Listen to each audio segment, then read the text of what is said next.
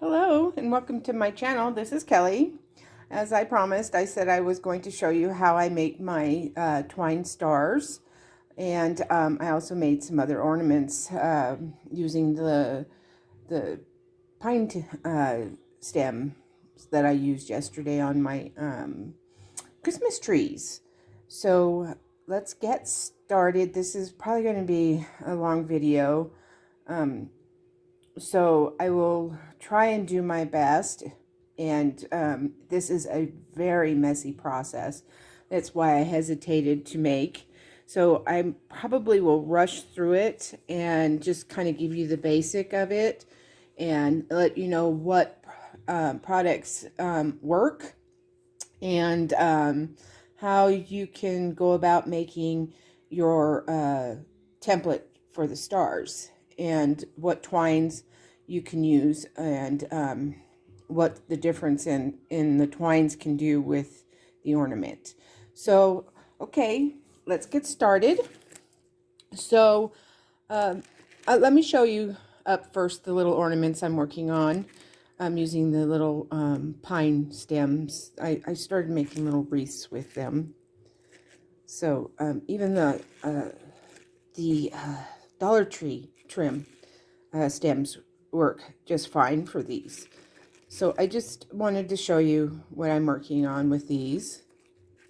Very simple. I use a glue bottle. I use the little tacky glue bottle, and this is the Dollar Tree stems, and I'll use another Dollar Tree. I think they're fluffy and they look good too. So I just, again, you just wrap around your, oops, excuse me, I'm so terrible at hitting the camera. You just wrap around the glue bottle, you know, and it'll pop out a little bit, and just go in there and you kind of twist it around. And that's where you shape it into your circle. And then you hot glue it shut, and then you put a ribbon on it. Simple, simple, simple, but fun. And they're about 2 inches. Yeah, about 2 inches. So they're fun. So to the stars. So if you use the heavy, thick twine, this is a heavy, thick twine that we got at this is also bought at the Dollar Tree. I think it's in the hardware department of the Dollar Tree. So I went and changed my template, and I used some heavy nails to use the heavy twine. And then the Dollar Tree thin in the crafting, I just went ahead, and you can use pins from your sewing, you know, as well. I just changed those to thumbtacks. So I may not want to get all messy and yucky, so I'm just going to show you how I twist them up on the template and what I use, and so that's what I'll just probably will show you. I'll see what I can do. Anyways, so Mod Podge I think works the best, but you can also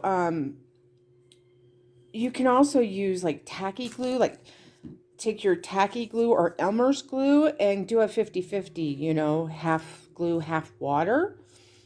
You can add a glitter in it if you want, or you could try and find Sparkle Mod Podge. And I haven't found this. I looked for it in Hobby Lobby, and I've looked for it at Joann's and Michael's, so I have not found it. So mine's I've had for a while. So I like it the most, and I don't water it down too much. I probably do a 75-25 mix on that, and sometimes I just don't water it down. The Mod Podge matte works, and do not water this down. Just use it right out of the jar, and that just keeps it matte. And again, you could add glitter to it if you'd like. You can put your glitter on after, you know, you've got your template made and your string already on your star, and just, you know, sprinkle the glitter on top while it's wet. So if you want them shiny, go ahead and use the Mod Podge luster. And you can use this right out of the jar. You don't have to water Mod Podge down. So I use the Mod Podge Sparkle with a little bit of tacky glue in a mixture, and I put a little bit of water in, and I used a Crystal Light kind of container, and I shook it up, and on the lid, I put my string in it, is what I do, and I'll show you what I do with the lid, so it kind of helps. Excuse me, I'm really bad at tutorials. So what I do is, I use, oh, it's stuck. So here we go. I use this sticky stuff to cover it up and keep it good. So it's the press and seal. So on the lid, I just cut a crisscross on top of there to pull the string through. So what I'll do is, let's do a thick one. I take the string and put it in here, and then I just take all the string that I'm going to use. I pre-measure mine, and with the thick string, you're not going to want to wrap it more than a couple times. It's just too much. It's really thick. So how I start mine, and how you get your star template, I used one of my dies, and I used the biggest one. You can make your own star by hand and cut a star out for your template, or you can get one on the internet and just use what you have. And I cover this with wax paper.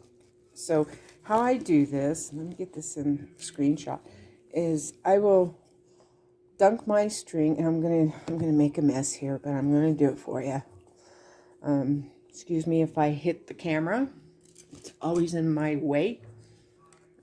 So I will mix it up in the solution, and you don't have to do it this way. You can go ahead and take your star and start putting your twine on it dry, and then take the Mod Podge or the glue mixture, whatever you choose to use, and just use a brush and brush it on. I find that doesn't work as good because it really needs to be saturated in your glue mixture. So, okay, so I think maybe we have enough here to where we can start. So, how I start mine is you just kind of have to wipe, let that goes through, and you need to wipe your glue off. You don't want to use a whole lot of it.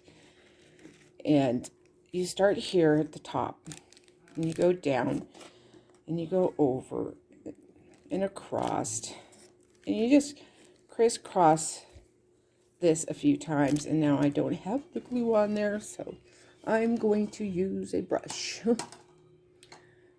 Sorry, I'm terrible. I told you I'm terrible at making tutorials, but I promised you I'd do this. So this is how you can do it if you want. It's just, I don't think it's that efficient, and it's more messier. So you can, I didn't put enough in there, so I'm only going to wrap this a couple times because this is really thick twine and it would be really heavy. So when you get to the end of your star, you start at the top, you end where you started. So I will cut that off. And usually the glue will hold your ends in where you end. It will glue and shut in. So you don't have to tie any knots or do any of that. So just kind of, oh, here we go again, Kelly. So, yeah, that's, just hold it there for a minute and it'll glue itself shut on there. And you do the same with any twine you use. I mean, you can use colored twine. You can use, jewelry strings, whatever. It's up to you. It's your choice what you want to make. You do you, as Tim Holtz says. So, so that's about all you do. You just wrap your star. You crisscross it and wrap it, and then you let it sit on this. You just let it dry on your template, and it takes overnight. And this, you'll see the sparkle on here because I'm using the sparkle Mod Podge. So it's my favorite. It's my favorite Mod Podge.